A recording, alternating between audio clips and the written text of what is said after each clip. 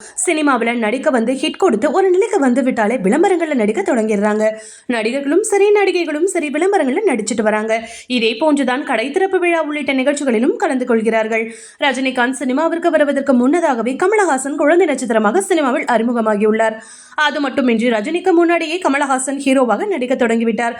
களத்தூர் கண்ணம்மா படத்தில் குழந்தை நட்சத்திரமாக நடித்த கமலஹாசன் மாணவன் படத்தின் மூலமாக சினிமாவில் என்று கொடுத்தார். ஆனால் அந்த படம் அவருக்கு சிறந்த தோற்றத்தை கொடுத்தது. அன்னை வேளாங்கண்ணி, குரத்தி மகன், அரங்கேற்றம், பருவகாலம், நான் அவனில்லை என்று ஆரம்பித்த விக்ரம் வரையில் ஏராளமான படங்களில் நடித்துள்ளார்.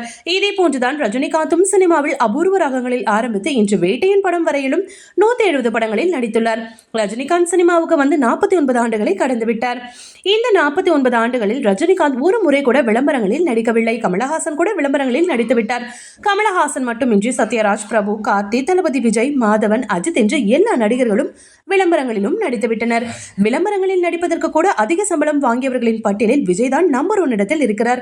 அவர் ஜோஸ் ஆலுகாஸ் நகை கடையில் விளம்பரத்தில் நடிப்பதற்கு ரூபாய் 125 கோடி வரையில் சம்பளம் வாங்கியிருக்கிறார் என்று தகவல் தெரிவிக்கின்றது. படங்களில் மாத கணக்கில் நடிப்பதை விட விளம்பரங்களில் நடித்த அதிக வருமானம் ஈட்டும் நடிகர்கள் நடிகைகளும் உண்டு.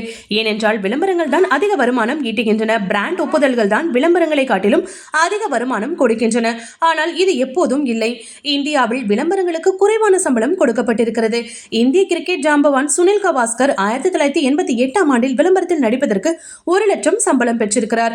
இதே போன்று கபில் தேவ் விளம்பரத்தில் நடிப்பதற்கு 3 வருடத்திற்கு ரூபாய் 25 லட்சம் என்று 1993 ஆண்டு பெற்றிருக்கிறார். அந்த காலகட்டங்களில் ரஜினிகாந்த் மற்றும் கமலஹாசன் ஒரு படத்திற்கு 40 லட்சம் முதல் 70 லட்சம் வரையில் சம்பளம் பெற்றிருக்கிறார்கள். அதனால் தான் அந்த காலகட்டத்தில் அவர்கள் விளம்பரங்களில் நடிக்க ஆர்வம் காட்டவில்லை. அதற்கான நேரமும் அவர்களுக்கு கிடைக்கவில்லை என்று கூட சொல்லலாம். ஏனென்றால் வருடத்திற்கு 8 முதல் 9 படங்கள் வரை பிஸியாக நடித்துக் கொண்டிருந்த காலகட்டம் அது.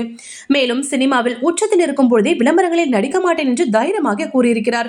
அதோடு அந்த நேரங்களில் அவர் அரசியலுக்கு வரவும் அதிக ஆசைப்பட்டுள்ளார்.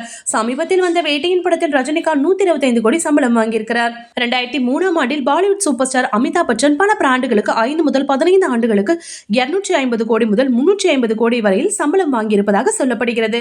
சிம்ரன், விவேக் ஆகியோர் ஃபேண்டா, மிராண்டா ஆகிய நிறுவனங்களின் விளம்பரங்களிலும் நடித்துள்ளனர். இது போன்ற சினிமா மற்றும் சீரியல் தொடர்பான செய்திகளை காண சினி டைம்ஸ் சேனலை மறக்காம சப்ஸ்கிரைப் பண்ணுங்க.